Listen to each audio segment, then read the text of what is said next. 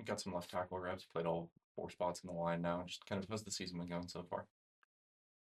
Yeah, like you said, playing all four spots, it's tough, but well, like we say, like being a Swiss Army knife, like as an lineman, you got to expect to play multiple positions and be versatile. So that's just something that I got to expect to do, because Coach Cav, Coach Gundy, wherever they want to put me is where I need to play. Like my job is to run block or pass block whenever and wherever I need to. So yeah, I've just been trying to grow on that and not really think about the past. And it's like if he tells me to go in at right guard, like don't think about anything else and just lock in at right guard for that one play. And if the next play is at like left tackle or left guard or right tackle, then that's where I'm playing and just really not think about anything else and just hone in on that and just try to get as better as I can each practice at wherever position they're putting me in at. This is obviously an offensive line group that hasn't been able to have a whole lot of continuity, mixing and matching pieces all the time. How do you feel like you guys are dealing with that, and where are you at right now? When you say mixing matching Like pieces, just like you like moving to all four yeah, spots and different guys surrounding you. Jake is out for a while and then he's back and things like that. yeah, like I just said, like it's up to Coach Cav and Coach Gundy, wherever they want to put guys in for the game plan, whenever they want to. Like we need to execute at those spots and just keep growing on that.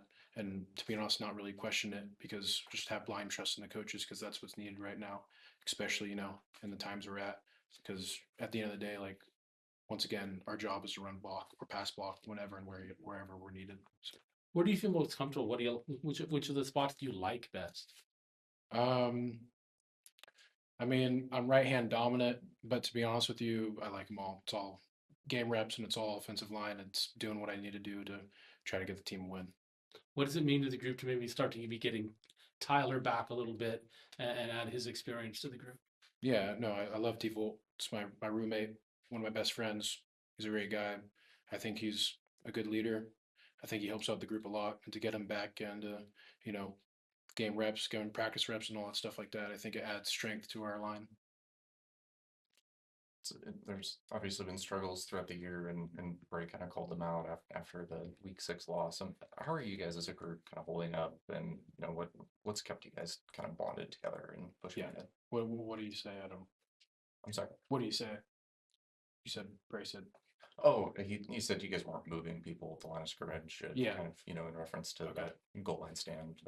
Yeah, no, exactly. Yeah, the goal line center for sure. Like what we got to do is we got to do better with communication. We got to do better with just owning our spot and play wherever we're needed and just move guys across the ball. Because at the end of the day, it's up to us because we're the offensive line. Like, you know what I mean? We need to look at ourselves as the heart and soul of this team and we need to put it on our back, especially like that goal line stand. We should have executed better there. And that's on us. And, all I can say is that we lost that game. We lost the other games, but all we can do is prepare for Wake Forest and go get them and put our hand in our dirt and just keep playing and improve. For a player, how's that mindset kind of flip to the next week? Like, do you kind of sit in it on a Saturday night and Sunday morning it's go time, or how do you guys kind of process through that and get ready for the next one? Just take it day by day. Like I could look at this as we're 0-6 and I don't feel good about it, or I could look at it as tomorrow's practice and I got to get ready for practice and I got to get ready to game plan for Wake Forest. Because if I take it by like by week or by a couple weeks or by months, I'm gonna think too big picture. And if I'm thinking too big picture, I'm not gonna be able to get the job done when I'm in that one singular play in the huddle. So yeah, if I think about it like day by day, once I get to the huddle, my mind is just much more clear. You guys have talked about the communication struggles as a player. Kind of how does that get work for you? Is that relaying stuff all the way down the line? Is that getting a call kind of from the get go?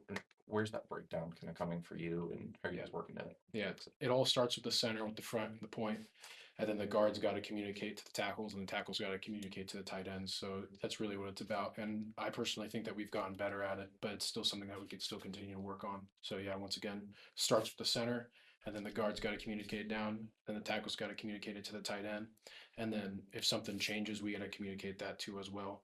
And then the QBs will sometimes say something too, and that's just us working as a group. And I think with them mixing pieces around too, like we all got to get good at doing that in every position.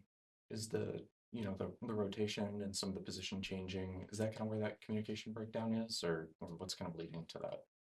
No, I don't think coaches moving guys in and out is the reason for why communication's bad. Like once I said again, like I just think, it's something that we've worked on in the past that was bad and we've gotten better at it. We're gonna continue to get better at it.